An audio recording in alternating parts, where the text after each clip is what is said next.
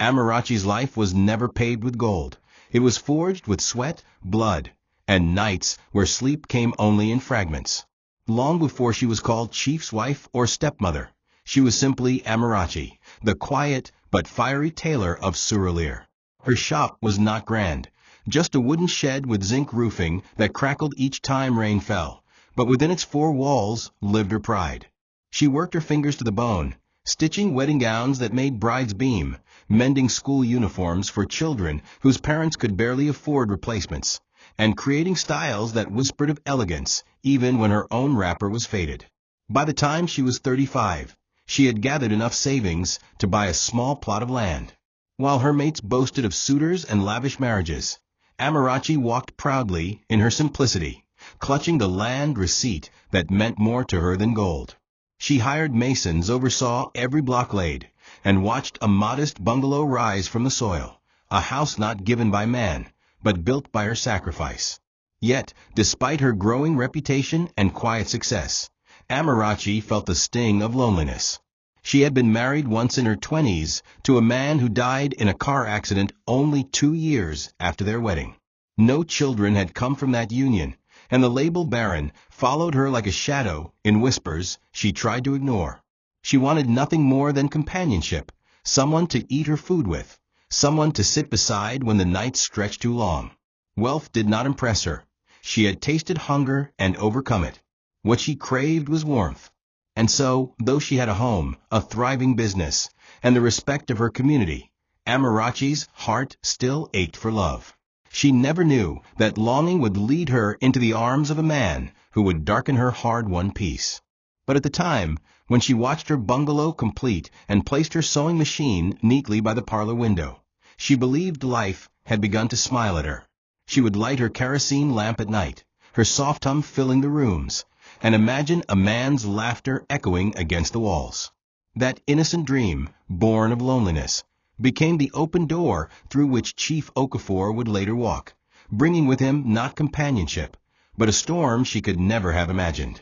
Chief Okafor arrived in Amarachi's life like the evening rain, sudden, heavy, and difficult to resist. He was a man in his late 50s, tall with a voice that carried authority, his igbada flowing as though wealth followed him wherever he went. He spoke with the confidence of one who had known the world and returned with treasures.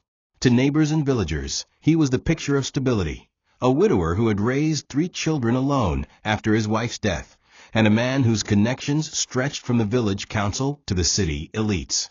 But Amarachi did not see his debts, nor the cracks beneath his charm. She saw instead the glimmer of companionship she had prayed for. When he courted her, he did so with deliberate sweetness, visiting her shop to repair non-existent tears in his igbada, sitting long hours and praising her work. "A woman like you deserves a man's shoulder," he told her. Her heart, weary of loneliness, began to soften. Okafor studied Amarachi well. He noticed the house she had built, the modest car she drove, the apprentices who respected her. He masked his desperation with flattery, convincing her that her independence was admirable but incomplete without him. "A woman may build a house," he would say with a teasing smile, "but it takes a man to make it a home." Slowly, his words seeped into her defenses. Amarachi was not a naive girl, yet she longed so deeply for companionship that she ignored the faint unease in her spirit. She accepted his marriage proposal, believing she was gaining not only a husband, but also children who would fill her empty rooms with laughter.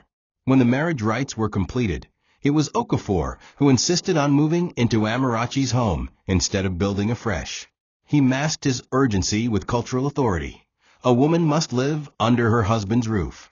That is tradition. Amarachi, blinded by love and the need for belonging, agreed. She opened her doors wide, welcoming him and his 3 grown children, Chaik, Ada, and Ifani. What she did not realize was that, in doing so, she had unknowingly surrendered the house she bled to build into the hands of people who would one day turn against her with sharpened knives of hatred.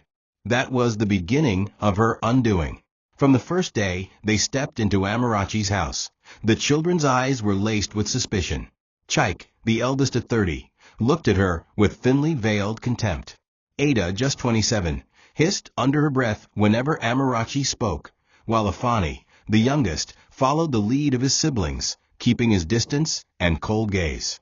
To them, Amarachi was nothing but a stranger who wanted to replace their late mother, a woman they still revered. Okafor, instead of softening their hearts, fed their resentment.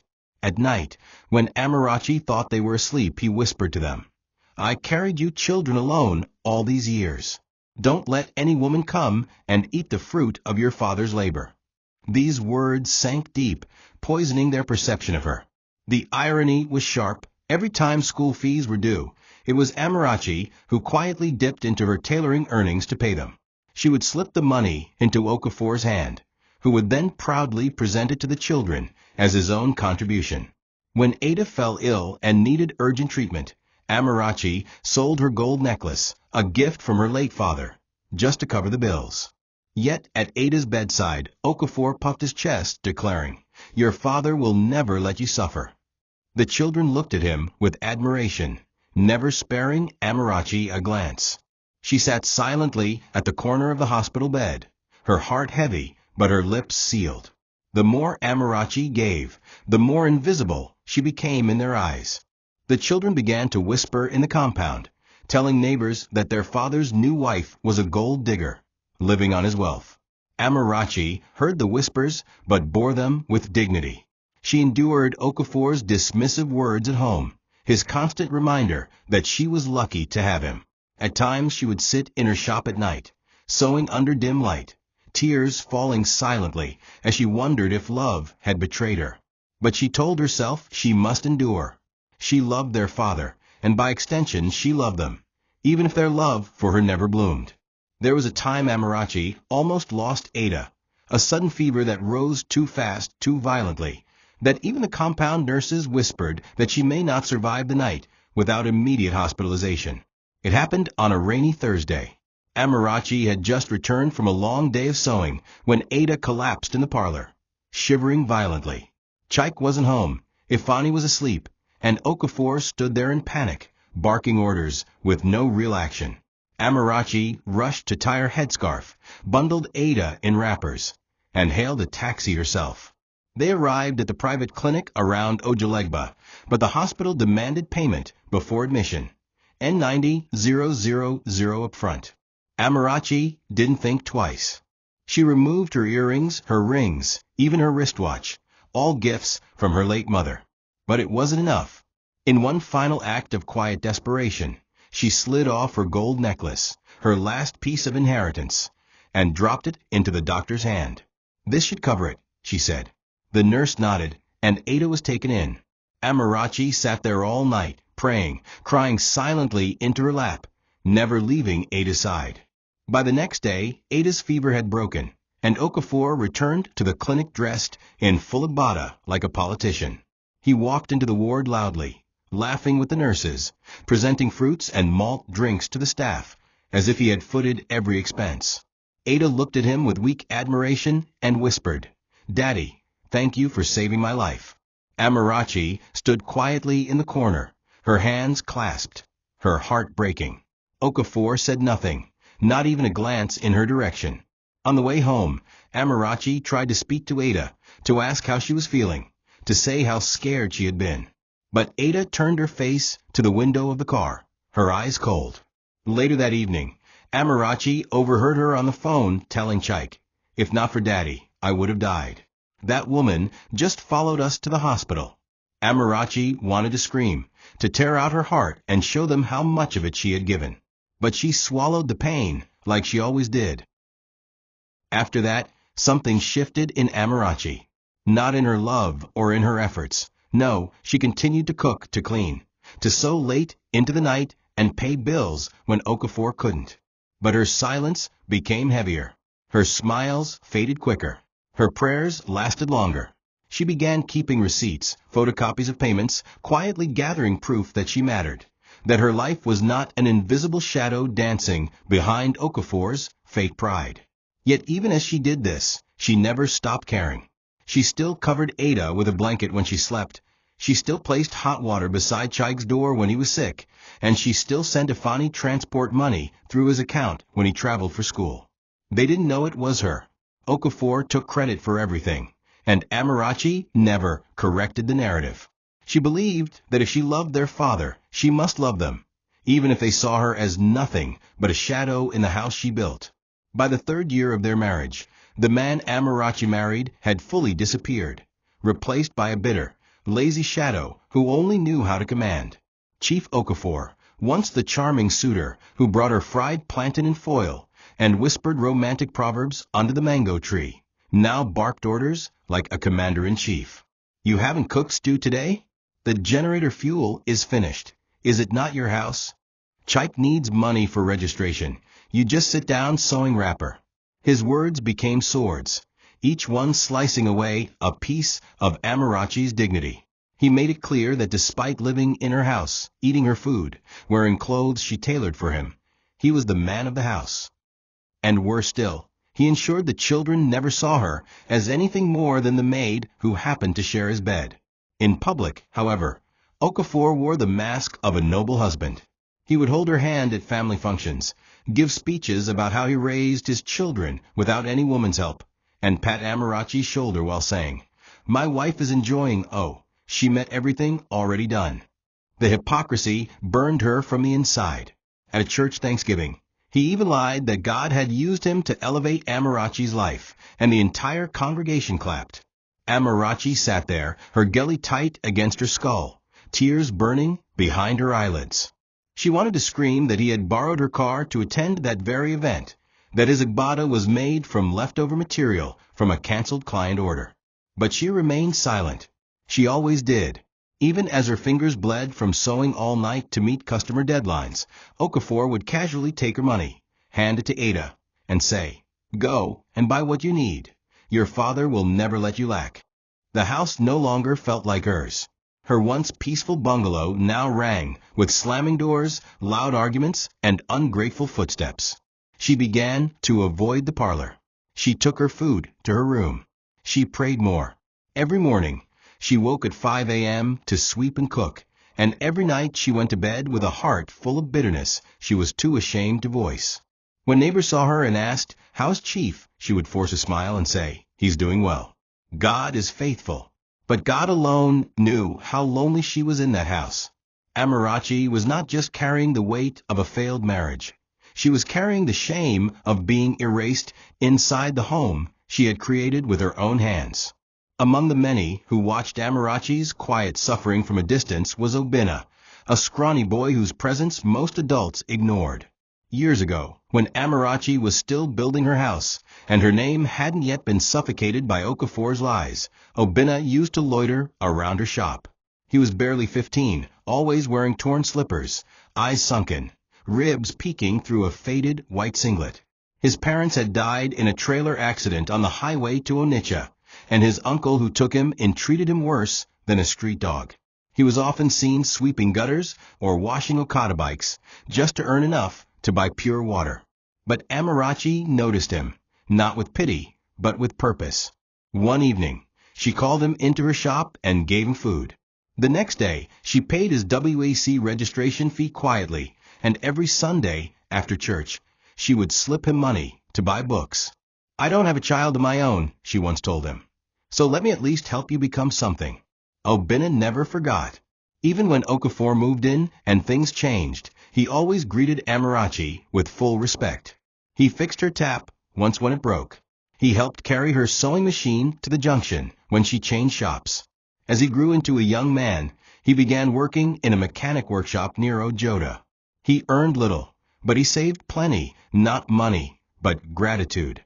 He watched how the same woman who had fed and raised him up with kindness was now being mocked inside her own house.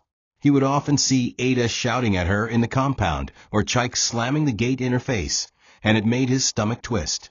Yet Amarachi never complained. She always smiled when she saw him, asking about work, offering rice from her Sunday pot if she had anything left.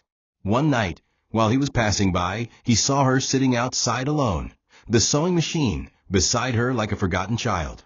Her wrapper was loosely tied, her eyes distant, her soul bruised. He sat beside her, without speaking.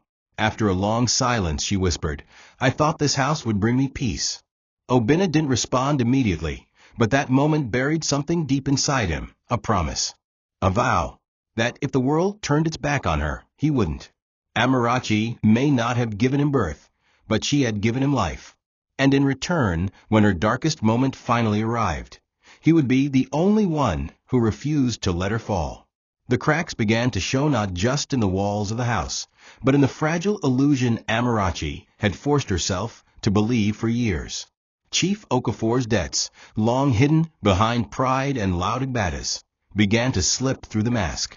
One morning, 2 uniformed men from a cooperative society came knocking. Amarachi was in the backyard, spreading wrappers to dry, when she heard raised voices.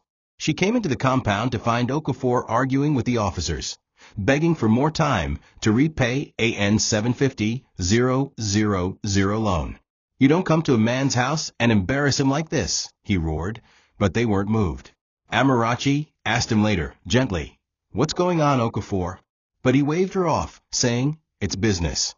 Women won't understand." Days later, she found out he had used her house address as collateral. He didn't ask for her permission.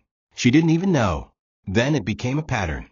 One week, the NEPA bill came and was double the usual amount. The next, Okafor's friends began dropping by to eat and borrow money. Once, he gave Ada a new smartphone.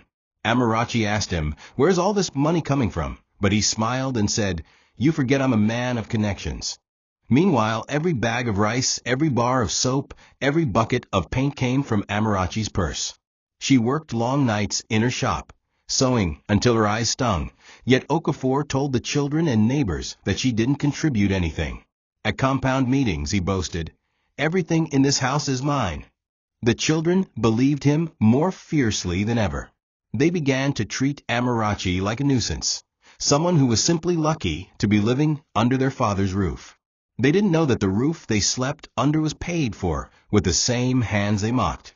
To make matters worse, Okafor began borrowing money from neighbors in Amarachi's name. One evening, she went to buy stockfish at the market and was told by Mama Chinyere, "Aha, I gave your husband 20,000 last week. Didn't he give it to you for foodstuff?" Amarachi blinked, confused and embarrassed.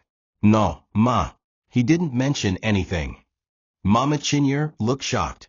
"But he said you sent him." Amarachi managed a tight smile, thanked her, and walked away quickly, her heart pounding with shame. She returned home and confronted Okafor privately. He didn't deny it. "You're my wife," he barked. "What's mine is yours. If I take money in your name, is it not still coming to this house?" Amarachi stared at him, realizing fully, painfully, that she was not a partner in this marriage. She was a tool that he had used, dulled, and now was discarding slowly. It started with a persistent cough, a small thing, almost forgettable. But Chief Okafor was not the kind of man who believed in hospitals. Not for himself. He would rather drink Agbo, rub balm, and proclaim, "It's nothing. Men don't fall sick." Even when his cough deepened, when he began to sweat profusely in the middle of the night and complain of chest tightness, he waved off Amarachi's concerns. She begged him to let them go to the hospital, but he shouted her into silence. "Do you want the children to think I am weak?" he growled. The irony was painful. The same children he had brainwashed into believing he was their sole provider, the same ones who barely acknowledged Amarachi's presence. When he finally collapsed in the bathroom one morning, it was Amarachi who rushed him to the hospital. Not Chaik, not Ada, not even Ifani. It was the woman they all disregarded who carried him into the emergency room with tears in her eyes and his blood staining her wrapper. At the hospital, the diagnosis was brutal. Congestive heart failure. The doctor said his blood pressure had been out of control for too long. He needs constant medication, tests, and possibly surgery, the doctor warned. Amarachi nodded quietly, taking notes, hiding her panic. She called the children, urging them to come see their father. Chaik came with an attitude, asking, "Why didn't you prevent this?" As if it was Amarachi's job to keep a full-grown man from killing himself with pride. Ada barely stayed 30 minutes before rushing off. Ifani didn't even show up until a week later. And yet, whenever they were in the room with their father, he would smile weakly and say, "My children, you are my joy." I've done everything for you. Amarachi sat in the corner, silent, watching her sacrifices swallowed by a man who was dying with lies on his lips. To pay for the treatments, Amarachi sold her spare sewing machine, withdrew from her emergency savings, and begged some clients to pay in advance. Okafor never told the children. He let them believe he was covering the bills with old investments. One day when he was lucid, he even told Ada, "Your stepmother is lucky she married me. I've kept her comfortable." Amarachi overheard this from the corridor and felt something crack inside her. Not her heart, that had cracked long ago, but the illusion she had lived in. She realized that no matter what she did, these children would never see her. Their father had blinded them with his pride. She wept that night in the hospital waiting room, her head on her knees, surrounded by strangers. And yet, when morning came, she wiped her tears, bought his medications, and greeted him with a smile. Because even in her pain, Amarachi had not stopped loving. Chief Okafor's death did not come with warning. It came like a thief in the night, loud, uninvited, and cruel. It was a Sunday morning. Amarachi had just returned from church, carrying groceries and prayer books, when she found him slumped in the parlor chair, mouth agape, eyes wide, skin already cooling. The tray of oranges she was holding crashed to the floor. She ran to him, shook him, screamed his name. But he was gone, just like that. The man who had once filled the compound with his deep voice and heavy footsteps was now a breathless corpse in the chair he always claimed as his throne. Amarachi collapsed beside him, sobbing not just for his death, but for the weight of everything she had endured. In that moment, her heart broke, not for the man he became, but for the man she thought he was when she said yes. The news spread like wildfire. Neighbors trooped in. The compound swelled with mourners and whispers. Chike arrived first, shouting into his phone, barking orders. He barely looked at Amarachi as he demanded to see his father's body. Ada came next, wailing dramatically, pushing Amarachi aside as she threw herself onto the corpse. "Daddy, you left us," she cried, ignoring the woman who had nursed him for weeks. Ifani finally showed up in sunglasses, mumbling that he didn't expect this. Through it all, Amarachi sat in a corner, forgotten. No one asked her what happened. No one asked how he died. She cooked for guests, swept the compound, organized chairs for the condolence visits, while the children took turns addressing the crowd like politicians. Chike even stood and declared, "My father built everything from scratch. He was a strong man who gave us everything we have." Amarachi swallowed hard, her fingers trembling on the cooler of jollof rice. The burial came quickly. Okafor was laid to rest in his village, and Amarachi followed the family like a shadow. She wasn't allowed to speak. She wasn't consulted. At the graveside, Chike insisted on being called the head of the house. When the village elders asked who owned the house in Surulere, Chike confidently replied, "Our father's legacy." Amarachi wanted to scream, but she said nothing. After the burial, they returned to Lagos, and the house, the one she had built with her hands, felt colder than ever. She slept alone that night, listening to the wind rattle the windows, feeling like a stranger in her own life. She didn't know that her greatest battle was just beginning, that the same children who had ignored her pain were about to strike the first brutal blow. It started with a closed-door meeting. Amarachi had just finished mopping the kitchen floor when Chike summoned her to the sitting room like a maid. He sat on the arm of the couch, legs spread like a landlord, Ada by his side with her arms crossed and her nose raised. Ifani leaned against the wall, eyes lowered like a boy who knew what was coming but didn't have the heart to stop it. "We've had a family discussion," Chike began, his tone condescending, "and we've decided it's time you moved out." Amarachi looked up slowly, confused, certain she hadn't heard him right. "Moved out?" she asked, her voice quiet. Ada smirked and replied, "Yes. This is our father's house. Now that he's gone, there's no reason for you to stay here." Amarachi dropped the mop. "This house. I built this house. Before I even met your father." But Chike waved his hand as if swatting a fly. "Don't start with that story. Everything our father had, land, cars, even you, belonged to him. So Please, pack your things and leave. It was like standing in the middle of a burning building and being told it was only smoke. Amarachi tried to reason with them, her voice breaking. Your father didn't build this house. I did. The documents are in my name. I allowed him live here because I loved him. You all lived here because I accepted you. Why are you doing this? But Ada rose sharply, her eyes flashing with bitterness. Don't make this ugly. We gave you time after the burial. You should have known your stay here was temporary. You're not our mother. You were never our family. Ifani looked away, but said nothing. Amarachi felt something shift inside her, not just pain, but betrayal so sharp it almost buckled her knees. She stared at the children she had fed, clothed, and prayed for in secret. Children who once slept peacefully under the roof she laid with her sweat. And now they stood before her, casting her out like a stranger. She whispered, God is watching. Chaik laughed and said, let him watch. But pack your bags. That night, she barely slept. She clutched her pillow and wept silently, not wanting the neighbors to hear her break. She walked through the house, touching the walls, the doors, the sewing room that had once been her pride. The memory of laying the foundation, of cooking beans for the Masons on hot afternoons, flashed through her mind like punishment. At dawn, she arranged her documents, her marriage certificate, her receipts, anything that could prove the truth. But deep down, she knew it didn't matter. The truth didn't live here anymore.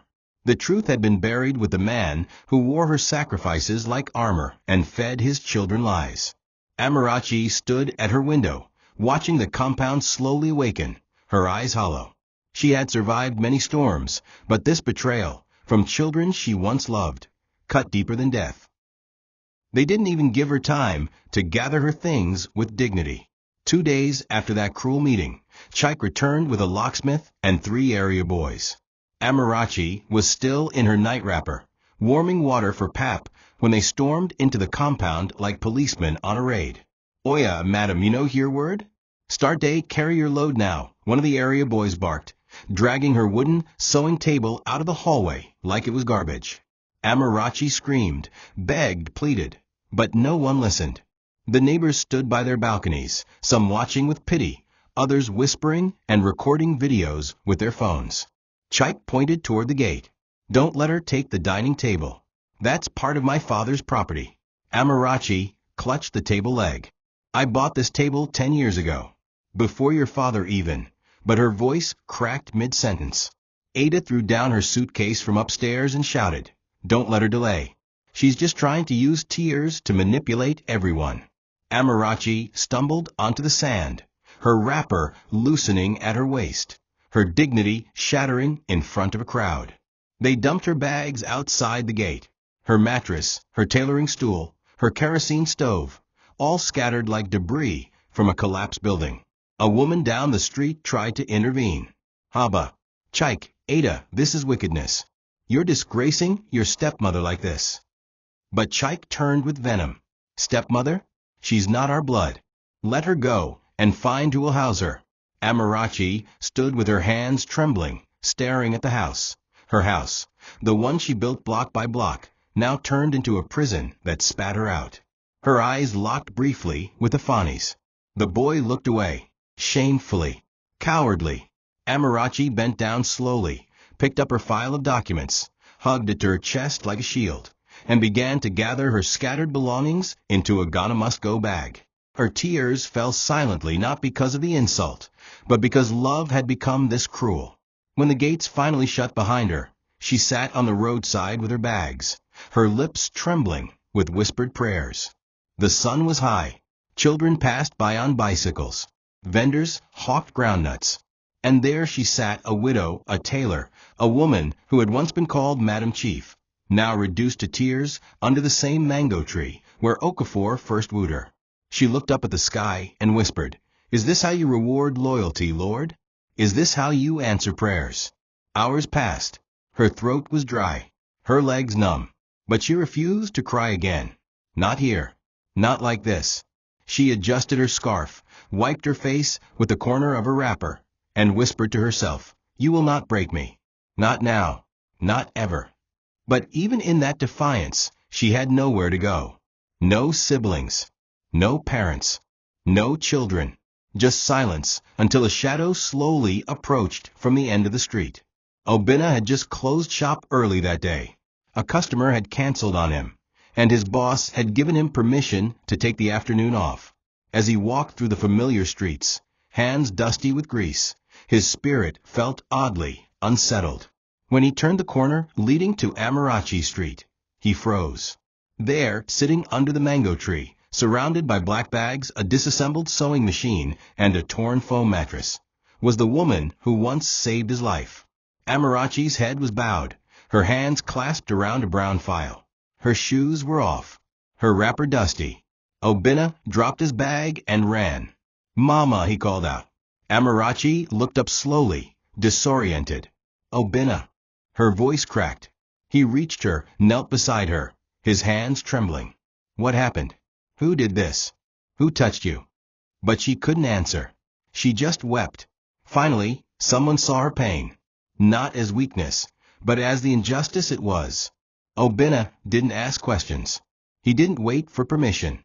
He lifted her bags, strapped her sewing machine across his back, and held her hand. "Come with me. You're not staying here." She tried to protest. "Where will I go? I don't want to burden you." But he silenced her gently. "You carried me when I had nothing. Let me carry you now." They walked slowly through the streets, people staring, whispering. But Obinna didn't care. He took her to his mechanic's workshop, a small, zinc-roofed enclosure behind his boss's compound. There was no bed, just a mat and a fan nailed to the wall. But it was clean, quiet, and safe. Amarachi sat on the mat, legs folded, staring at the iron tools hanging from the wall, tears dripping into her lap. "I'm sorry, it's not much," Obinna said, placing a bottle of water in her hand. "But you're not sleeping on the street." Amarachi nodded, too broken to speak. But in that moment, something shifted. A seed of hope was planted. That night, Amarachi laid on the mat and wept, not out of humiliation, but out of gratitude. For all the people she had helped in life, only one had remembered her, an orphan boy with grease-stained hands and a heart full of honor. Obinna sat near the door, watching her sleep, vowing silently that she would never suffer again. As the moonlight poured through the cracks in the zinc, Amarachi whispered to herself, "I may have lost my house, but not my worth. I may have lost my family, but not my soul." She didn't know how the next days would unfold. But for the first time in a long time, she didn't feel alone. The zinc roof of Obinna's workshop creaked with every gust of wind, and at night, rats scurried across the wooden shelves that held engine parts and rusted screws. Yet, in that dusty corner behind a mechanic yard, Amarachi found a strange kind of peace she hadn't felt in years. It wasn't comfort. There was no mattress, no working toilet, no fan strong enough to battle the Nigerian heat, but it was safe. And more than that, it was hers, even if temporarily. No one shouted at her. No one blamed her for things she didn't do. No one lied to her face while stealing her dignity behind her back. Obinna gave her space and silence, something Chief Okafor never did. At sunrise, she would step outside, fold her wrapper tightly around her waist, and sweep the surroundings with a borrowed broom. By mid-morning, she would pull her sewing machine close to the door and begin working, quietly, slowly, but purposefully. Her clients had reduced drastically, but her hands remembered the craft. And in that simplicity, she stitched her way out of the shadows of her disgrace. News of her downfall had spread like wildfire. The same neighbors who once praised her lace designs now whispered behind closed doors. Some said she deserved it. Didn't she rush to marry a man with grown children? Others claimed she was being punished by karma. Only a few, like Mama Ejike, brought her small bowls of soup now and then, eyes full of pity. But pity couldn't feed the belly or restore dignity. Amarachi never begged, never asked for help. She stitched wrapper blouses by day and wiped her tears by night. One day, a young girl came crying to the workshop. Her wedding was in 5 days, and her tailor had run off with the money. Amarachi took her measurements and stayed up 3 nights straight, sewing under a dim bulb with swollen fingers and aching eyes. She delivered the dress on time, The girl paid her extra and told her mother, who told another, who told another. Slowly, clients trickled back, not many, but enough to remind her that she still had worth. But as she began to piece together her ruined life, the wounds the children had left refused to heal. Each time she passed the road that led to her house, the one she built, her stomach twisted. She wondered what Chike had done to the parlor wall, whether Ada had thrown away her framed pictures, or if Afani slept in her old room without guilt. Obinna noticed her sadness and tried to cheer her. He even brought her fried akara one morning with a sheepish smile. "Mama, you've suffered enough. God will fight for you." She smiled back and replied, "I'm not waiting for God to fight. I'm gathering my tools." She wasn't talking about needles and thread. She was talking about the receipts, the documents, the land certificate. She was beginning to understand that sometimes the battle wasn't against those who threw you out, it was against the silence you allowed for too long. And Amarachi had been silent for years. The envelope came in the hand of a court bailiff, tall, sour-faced, with sweat glistening on his forehead. Amarachi was bent over her sewing table, adjusting a customer's blouse, when he walked in. "Are you Madam Amarachi Okafor?" he asked gruffly. She looked up, wiped her hands, and nodded. He handed her the brown envelope and muttered, "You've been served." It felt surreal. For a moment, she stared at the envelope as if it were a mistake. Then she opened it with trembling fingers. Inside was a formal lawsuit. Her stepchildren were suing her for illegally occupying their late father's estate. They claimed she was refusing to vacate their family home. Amarachi sat back on the wooden stool and read the document again, her heart pounding. Her house, her land, the same children she sheltered, clothed, and fed had now weaponized the very lies their father told. She clutched the letter and whispered, "So this is how far they're willing to go?" Obinna found her still frozen on the stool, the lawsuit shaking in her lap. "What is this?" he asked. When she showed him, his face darkened. "They threw you out. Now they want to erase you?" He paced the room, fists clenched. "We should go to radio stations. Expose them. Drag them the way they dragged you." But Amarachi shook her head slowly. "They are children, Obinna. Lost ones. And I once loved their father. I won't fight like they do." But she didn't mean she wouldn't fight at all. She gathered her documents that night, the land purchase agreement in her maiden name, the building permit, the store receipts from the time of construction.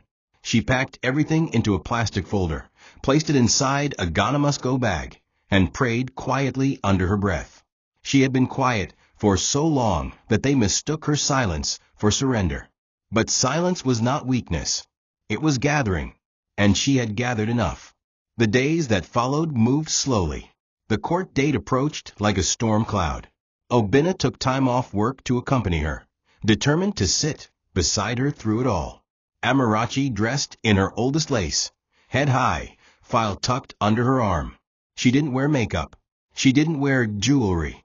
She wanted the judge to see the truth in her eyes, not in her appearance. Outside the court that morning, the children arrived like celebrities. Chike in a blazer 2 sizes too small. Ada in fake designer shoes. Ifani with AirPods dangling from his ears. They looked at Amarachi and smirked. "Still holding on to your lies?" Chike said under his breath. Amarachi didn't reply.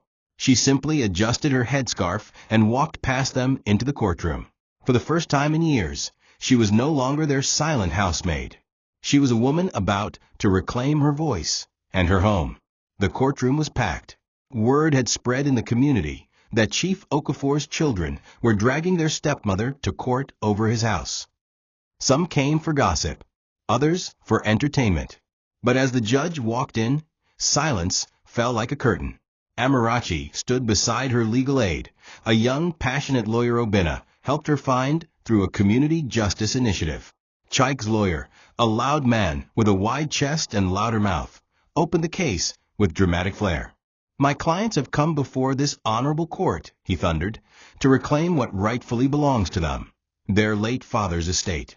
The defendant, who has no biological connection to the deceased, has not only refused to vacate the property, but continues to falsely claim ownership. Murmurs echoed through the gallery. Ada crossed her legs confidently. Ifani looked down, guilt flickering in his eyes. Chaik sat stiffly, arms folded, like a king reclaiming stolen land. Amarachi's lawyer stood, calm but firm. "Your Honor," she began, "we will prove without doubt that the house in question was purchased, designed, and constructed by my client, years before her marriage to the deceased.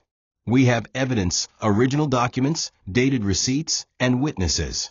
This is not an estate left behind by Chief Okafor. This is the home of a woman who built her life from scratch, and opened that life to a man who later betrayed her trust." There was a pause. The judge leaned forward. "You have proof." Amarachi nodded, her hands trembling as she held up the land document. The judge took it, scanned it slowly, and then looked at Chaik's lawyer. "Do your clients have any documents showing ownership by the deceased?" Chaik's lawyer stuttered. We believe the house was a marital property, Your Honor." "Belief," the judge interrupted, "is not the same as proof." For the first time, Chaik's smirk began to fade. Outside the courtroom, people whispered in new tones. Some recalled how Amarachi used to bring food for the Masons. Others remembered her carrying cement bags with a head tie on. "Wait, so the house was really hers," someone muttered. Amarachi sat quietly under the mango tree outside the courthouse, the same tree where her world once turned upside down. But this time, she wasn't crying. Obinna sat beside her, offering a sachet of water. "Mama, this is just the beginning," he said. She nodded. "Yes. But at least my voice is no longer buried." She didn't know what the final verdict would be. But she knew one thing for sure: the story was finally being told. And for once, it was being told with her name spelled correctly, not as a squatter or a stepmother, but as the woman who had once built a home out of nothing. It was the day Amarachi had waited for, though not with joy, but with trembling hands and a heart weighed down by years of swallowed pain. The courtroom was less crowded than the first hearing, but the tension was thicker. Her lawyer asked her to step into the witness box. Amarachi rose slowly, while clutched her chest like it contained her entire soul. And maybe it did. She took the oath, her voice barely above a whisper. But when she began to speak, something came alive inside her. She started from the beginning: her tailoring shop, the land she bought in Suralere, the foundation she watched masons pour while sweating under the sun, the bags of cement she counted herself, the day she hung her first curtain. She spoke of how Chief Okafor came into her life, not with love, but with hidden desperation. "I didn't marry him for his wealth," she said firmly. "I had my own." And for the first time, the court listened, not to a stepmother, not to a widow, but to a woman telling her truth. Her lawyer began presenting the documents, one by one. The original land purchase receipt dated 5 years before her marriage. The building permit with her maiden name, not Okafor's. Receipts from her personal tailoring account for roofing sheets, paint, window frames. Even faded photographs of her and the bricklayers during construction, with a much younger Amarachi standing proudly in Ankara, holding a bottle of malt for the workers. The courtroom murmured. The judge studied the documents closely. Chaik shifted uncomfortably in his seat, his arrogance starting to melt under the weight of reality. Ada bit her lip, eyes wide as the illusion she had clung to began to crumble. Ifani lowered his head completely, unable to look up. Amarachi continued speaking, her voice growing stronger. "I opened my heart to their father. I opened my home to his children. I cooked, I paid fees, I prayed for them. But they repaid me with this." Her voice cracked, and she paused to breathe. Let the truth speak for itself. When she stepped down, the silence in the courtroom was deafening. Even the judge seemed momentarily lost in thought. The weight of the truth hung heavy in the room, bending every lie that had been told against her. Her lawyer walked her back to her seat, nodding quietly. "You did it," she whispered. Amarachi didn't smile. She didn't cry. She simply stared ahead, blank but firm. She had no energy left for triumph, only relief. Outside the courthouse, some community members who had believed the children's lies now whispered a different tune. "She really built the house," one woman said. "Imagine suffering like that in your own home." Amarachi sat under the tree again, but this time she wasn't alone. A few women came and sat near her. One even offered a sachet of pure water. "Mama, you're strong," she said. Amarachi only nodded. For the first time in years, she felt something different. Not vindication, but visibility. The day of the final judgment came with rain, the kind that bathed the city in stillness. Amarachi sat inside the courtroom with her file beside her, the edges worn now, smudged with her fingerprints and sweat. The judge entered, expression unreadable. He adjusted his glasses, looked over the documents again, and then fixed his gaze on the courtroom. "This case," he began, "is not just about property. It is about the consequences of unchecked lies, and the quiet strength of a woman who refused to let silence kill her truth." He turned to the children's lawyer. "You have failed to provide even a shred of evidence that supports your client's claim. What you have presented are assumptions, feelings, and a dangerous sense of entitlement." Chike flinched. Ada's eyes welled up. Ifani turned completely to the wall. Amarachi sat still, her hands clasped tightly. The judge then looked at her. "Madam Amarachi, the court recognizes you as the legal and rightful owner of the property in question. You are to resume possession immediately. This court hereby rules in your favor." The courtroom erupted, not in applause, but in gasps. It was not just a legal victory. It was a spiritual one. A loud, public undoing of a carefully constructed lie that had bruised a woman's soul for years. Chike rose in protest. "Your Honor, this is not fair," but the judge cut him off. "Young man, your lucky criminal charges were not filed for your actions. You trespassed, harassed, and publicly humiliated a woman who showed nothing but grace to your family. Leave this court with your shame and count it as mercy that you are not being punished further." Chike sat down, stunned. Ada began sobbing quietly. Ifani walked out without a word. Amarachi remained seated, unmoving, as if her body hadn't caught up with the judgment her ears had just heard. Her lawyer touched her shoulder. "You won, Ma. It's over." Amarachi blinked, and a tear rolled down her cheek. Not from joy, but from release. The years of lies, silence, and buried truth had been exhaled in that single judgment. Outside, a crowd had gathered. Reporters, neighbors, passers-by. Someone called out, "Madam. Madam Tailor," but Amarachi didn't respond. She walked past them slowly, file still clutched in her hand, like a soldier walking off a battlefield. Obinna met her at the gate, eyes filled with tears. "Mama, you did it," he whispered. She reached for his hand and held it. "No," she said softly, "we did it." Together, they walked away from a court, past people who now stared at her with a new kind of reverence. Not pity, not gossip, but respect. Amarachi didn't smile. Her soul was still too raw. But as they boarded a kiki to return to the only place she once called home, she leaned her head back and let the rain wash against her face through the open side. She was not going back in triumph. She was going back in truth. The fallout came faster than anyone expected.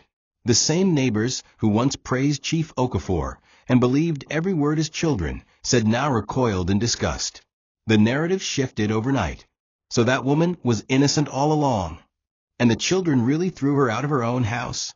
Chike has disgraced their entire family name. The whispers turned into loud conversations, and soon into judgment. People began to unfollow Ada on social media. Clients stopped calling Ifani for freelance work. Chike, who once strutted like a peacock in the compound, now wore sunglasses and a hoodie to buy bread at the junction.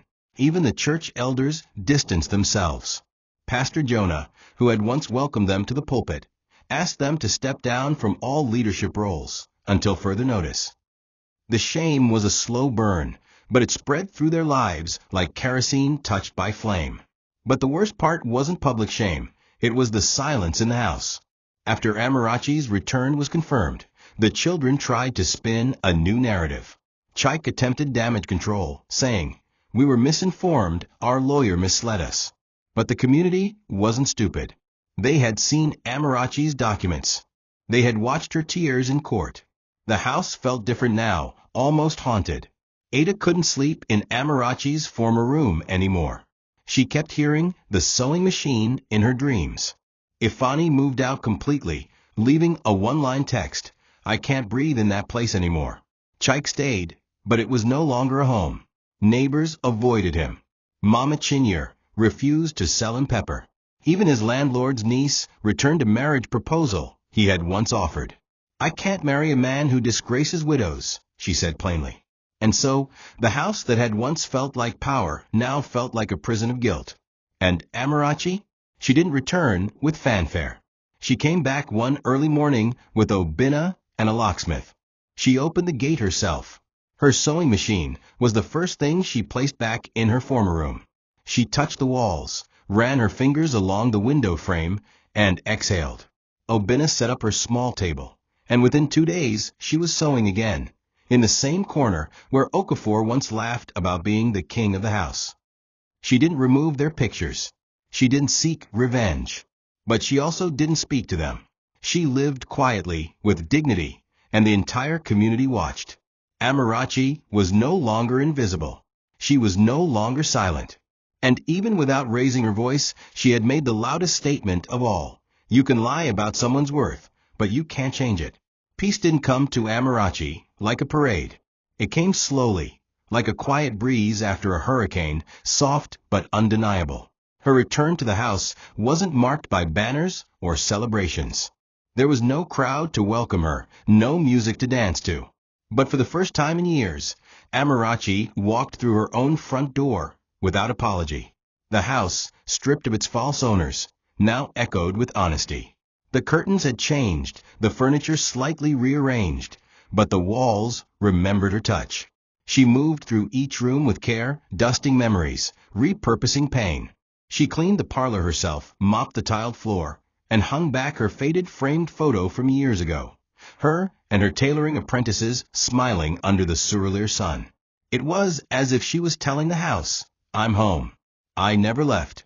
You were stolen, but I came back for you." Word traveled quickly. Neighbors watched her with quiet admiration. Mama Chinyere sent her hot mwamwa. Children greeted her with more respect than ever before. Even women who once whispered about her now came for small gossip and style consultations. Amarachi didn't speak much. She simply worked.